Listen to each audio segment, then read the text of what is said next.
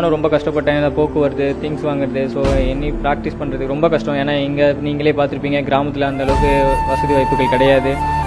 So என்னால் முடிஞ்சது நான் 2 இயர்ஸாக வந்து ஷூ எதுவுமே இல்லாமல் ரன்னிங் வந்து வெறும் காலில் தான் ஓடினேன்.